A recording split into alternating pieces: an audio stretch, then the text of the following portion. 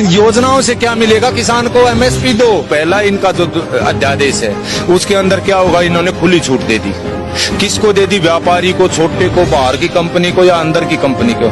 उससे सिर्फ निजीकरण को बढ़ावा मिलेगा। इसको निजीकरण में ले जाने की कोशिश है। सिर्फ ये सेक्टर बचा हुआ था देश का कि इसमें निवेश कैसे हो। किसान चाहे मरो, लेकिन विदेशी कंपनियां और हमारे देश के बड़े बड़े उद्योगपति इसमें घुसाए जा रहे हैं और किसान बर्बाद किया जा रहा है। इस तीनों एक्ट में अगर एक चौथी लाइन सरकार लिख देती कि किसान का एमएसपी से नीचे एक दाना भी नहीं खरीदा जाएगा तो हमें कोई आपत्ति नहीं थी।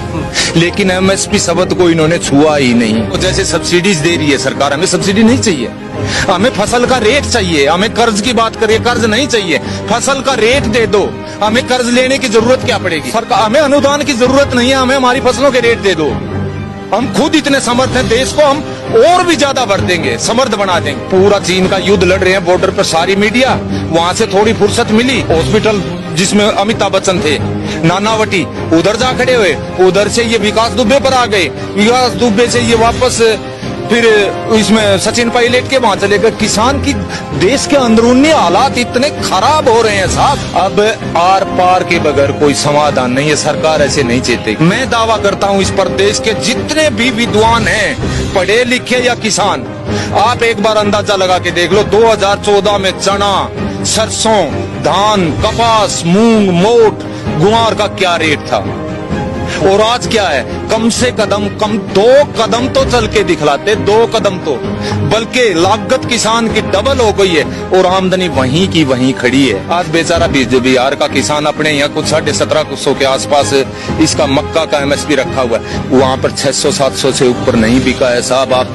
तसल्ली करके देख लो।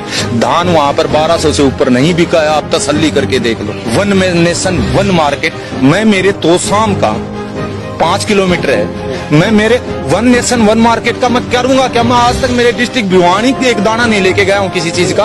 उस मार्केट में कर्नाटक कैसे लेके जाऊंगा, मैं हैदराबाद कैसे लेके जाऊंगा, मैं पटना कैसे लेके जाऊंगा जिसका किराया इतना पड़ा। न्यूनतम समर्थन मूल्य शब्द को छुआ ही नहीं, तो इसका मतलब किसान की बर्बादी के सिवाय इन अध्यादेशों में कुछ भी नहीं है। बड़ी मुश्किल से ये देश खड़ा हुआ था, ये ढांचा खड़ा हुआ था, मंडियों का ढांचा। आज देश में कितने करोड़ों आदमी है जो मंडियों में रोजगार कर रहे हैं, कितना किसान का पैसा लग करके कितने बड़े बड़े शेड खड़े हुए थे, ये उसको ध्वस्त कर देंगे। तो सरकार को जरूरत है ऐसे ऐसे कुकर्मों को सुधारे, जबकि ये रोज एक थैला भर के चले आते हैं। अब तो डर लगने लगा है देश की जनता को, कहीं बाथरूम में से कोई नेता मंत्री ना निकला और आते ही कोई योजना लॉन्च ना कर दे। हम सिर्फ चीन और पाकिस्तान की लड़ाई नहीं, अंदर से देश टूट गया तो पाकिस्तान और चीन हमें तो गुलाम रहना है इनके हैं, फिर वो कर लेंगे।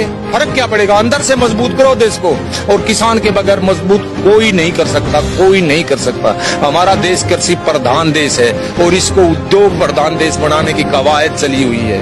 WTO का प्रेशर हो या किसी बड़े बड़े अंबानी अदानियों का प्रेशर हो, बेचा जा रहा है किसान को। आज भी किसान को हम नहीं जागी तो भावी पीढ़ियां धिक्कारेंगी।